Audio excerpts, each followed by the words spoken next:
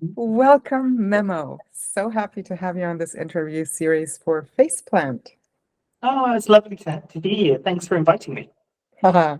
Well, since you can't be there in person, it would be kind of silly to fly all the way from the UK Yeah, to Prague, though it would be worth it, really. Prague it is a really would. beautiful Yeah. city.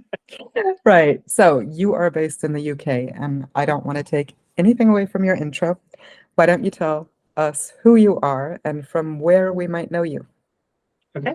So my name is Memo. Obviously, as you've just mentioned, Tanya, I'm based in the UK. Originally, however, I am from Greece, so I am technically from the mainland of Europe. Um, and you might already know me from my YouTube channel, Houseplant Goodness, where I share crazy life that I have with all of my plants in my conservatory, which you might be able to see behind me, specializing predominantly in tropicals, aroids, more specifically, so the kind of philodendrons, anthuriums, monstera, all of the above, really. Okay, so basically you're my brother from another mother. 100%.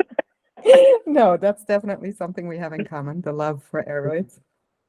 Yeah. Right. So I have had the pleasure of meeting you in person, which was very lovely. I've That's great. told you that before. I prepared a couple of questions and I would like you to share those answers with our visitors here at the event and afterwards. So you recently had a video on your channel that kind of summarized a whole bunch of findings that you had in terms of plant biology. Yeah. Um, but I'd be interested overall in throughout your entire plant journey, which has been going on for years and years and years, and you grew up with plants, Yeah. as you told me. What's like one of the most interesting plant biology facts that you've gotten to know?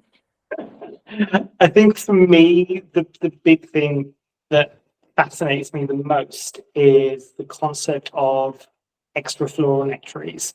So, for the people that don't know what extrafloral nectaries are, if you've ever had a plant and you've ever seen dewdrops, usually on the backs of the leaves, sometimes on the stems, that is extrafloral nectaries. And essentially, what it is the plant releases this substance that's slightly sugary from its kind of either leaves or the stems, as I said, and it's there essentially to call in the cavalry. And in nature, that means ants. And the reason why plants have developed this, at least this is the leading thought behind why it's happening, is to protect themselves from pests. So pests that would do the plant damage would then not be able to do that damage because the ants would be there for the extrafloral nectaries, thus they would be protecting the plants. I think that is amazingly fascinating that the plants have developed such a complex way of dealing with something that could cause them harm, basically. So for me, I think that's the big one. It always has been. It's kind of like the concept of my enemy's enemy is my friend. Exactly, completely. So I think that's truly fascinating when plants Yeah, get to do that. that's like botanical warfare. I know, right? Okay. Um, Another interesting video that you had up recently, and yes, for anyone watching, I highly recommend you go to Memo's channel. He has great videos. Um, you were talking about plant books, and that is something, even though my background is in, to say in the broadest sense, linguistics, right? I've translated a number of books in my life. Before I started collecting plants, it never would have occurred to me to look for houseplant specific books. And you had a great video up a couple of weeks ago where you Yep. showed some of the books that you have. And I was wondering which book, whether they were in the video or not, Mhm. which is your absolute favorite that you would not want to miss on your bookshelf. Can I do two? Am I right to do two? Of course.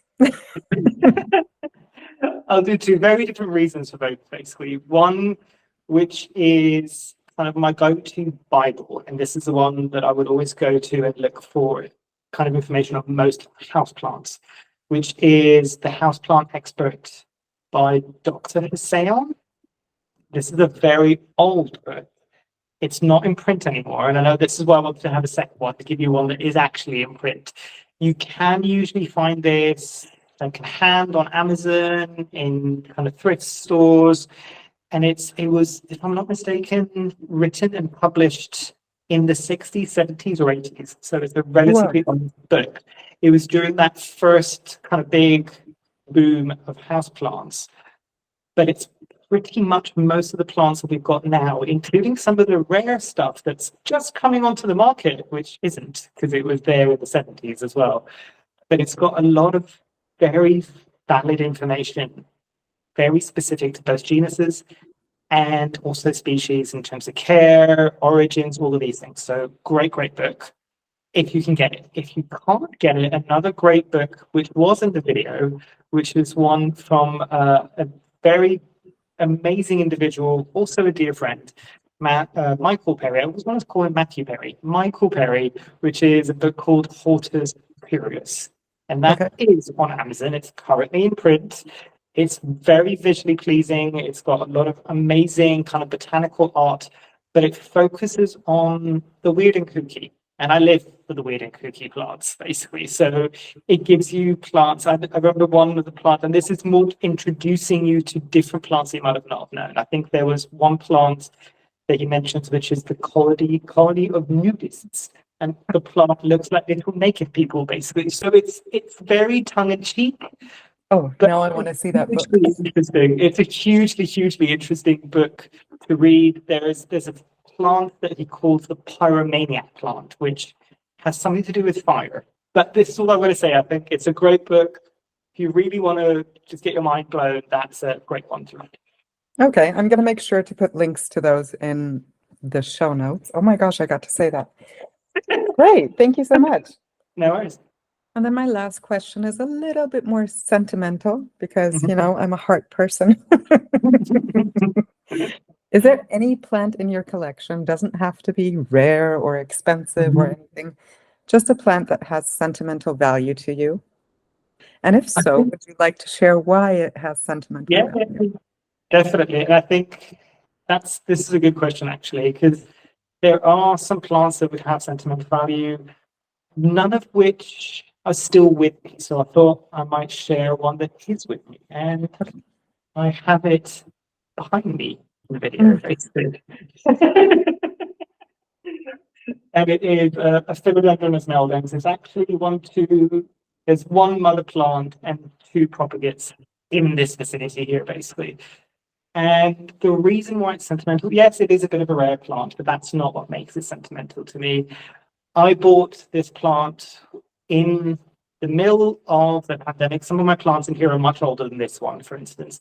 But I bought this in the middle of the pandemics during lockdowns when I was transitioning from working for somebody else to working for myself. There was a lot of uncertainty going on.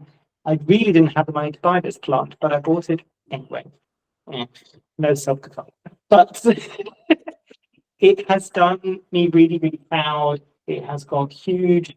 It has survived two different house moves with me.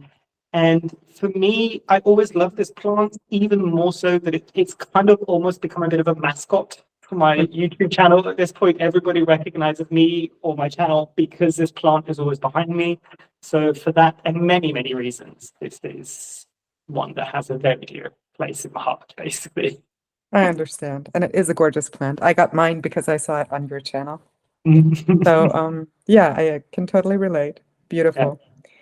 And I believe if I saw right on Instagram, there's going to be a video about it, a review. Yes, can't wait for that one. Couple of hours, actually. Okay, thank you so Okay. much. No. Memo, Mhm. let's keep this short and sweet. And we here in Prague wish you all the best with your YouTube channel, with all your other endeavors. We know you're working on your house to make it a beautiful home. Um, yeah, thank you for taking the time. And Having me. next time we do a face plant, you're going to have to come. 100%. It's an excuse, right? It's a great excuse to come over. Or we can decide to do one in Greece. Now that would be fun. No? I'll see, that would be cool. Yeah, Okay, it's a date. no, amazing. Sounds like a plan. Okay, thank you very much. And I will be sure to share all your links in the description. And yeah, Thank you so much. what do you always say? Hope you have a beautiful rest of your day. I hope you enjoyed, and I hope you have a great rest of your day.